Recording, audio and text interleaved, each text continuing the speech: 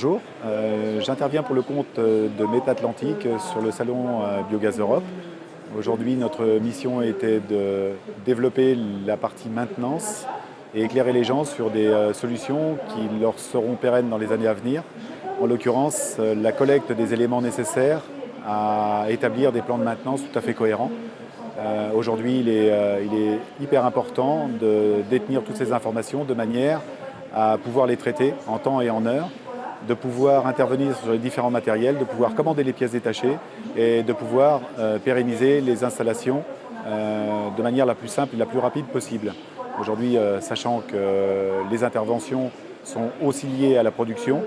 et au rapport qualité-prix, il est impératif de maîtriser cette partie-là de la meilleure manière qui soit. Les éléments qui nous permettent d'établir ces différents points, c'est aujourd'hui un constat sur le terrain qui a été réalisé depuis de nombreuses années. Force est de constater que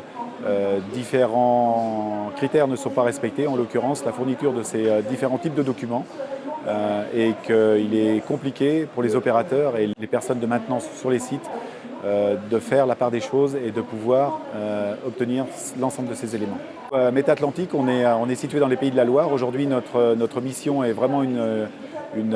mission de développement de la méta vertueuse, et aujourd'hui, le développement à la formation nous permet de proposer à différentes unités de méthanisation de pouvoir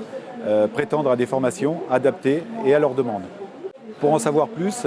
différents types de modules de formation sont mis en place et proposés aux intervenants sur site de manière à pouvoir être plus performants sur la partie risque, en l'occurrence les zones ATEX, sur la partie plan de maintenance, en l'occurrence sur les éléments